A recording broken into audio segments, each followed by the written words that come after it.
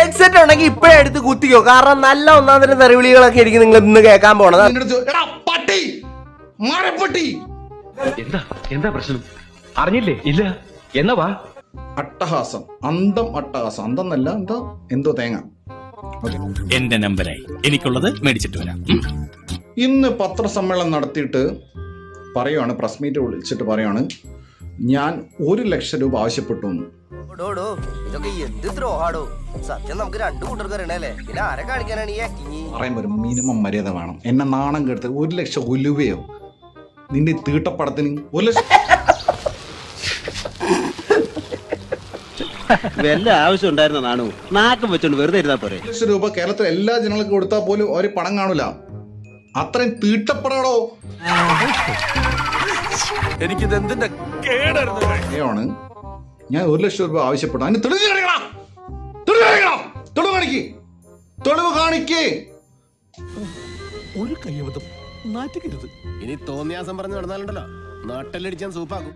എടാ താടി വെച്ച അന്ത അട്ടാസിന്റെ പ്രൊഡ്യൂസറെ, എടാ മാധവ് സുരേഷ് ഗോപിന്റെ മോനെ, ഞാൻ കുടുങ്ങി ചാർലി, ശരിക്കും കുടുങ്ങിന്ന് പറഞ്ഞാൽ കത്രയെ പൂട്ട് കൈത്ത പോലെയായി. എടാ മാധവ് സുരേഷ്, നാണം ഉണ്ടെങ്കിൽ നീ നിനക്ക് എവിടുന്നാടാ തെളിവ് കിട്ടിയത്?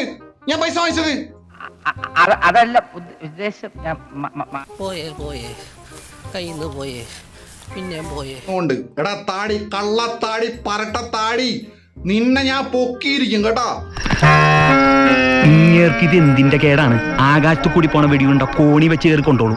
നിനക്ക് ഗൂഗിൾ പേ വഴിയല്ല, മറ്റേന്താ UPI വഴിയല്ല, പിന്നെ നിന്റെ അച്ഛൻ ചാക്ക് കെട്ടിയിട്ട് എനിക്ക് 1 ലക്ഷം രൂപ കൊണ്ടുവന്നാടാ നായേ. വല്ല കാര്യമുണ്ടോ? എന്തിനാണ് ഇങ്ങനെ ഇല്ലാന്ന് നടക്കണേ? ഇങ്ങനെ നാറാനൊരു ചങ്കൂറ്റം വേണം കേട്ടാ. എടാ മാധവേ, നീ പറഞ്ഞു 1 ലക്ഷം രൂപ ഞാൻ വാങ്ങിച്ചത്. എടാ മയിരേ, നിന്റെ 1 ലക്ഷം രൂപ എനിക്ക് ഇതാടാ 1 ലക്ഷം റുപ്യ. അവമാനിക്കരുത്.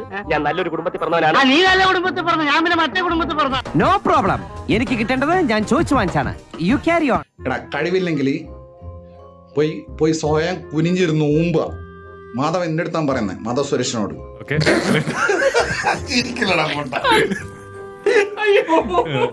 ഇത്രയും മതിയോ അതോ ഇനിയും വേണോ?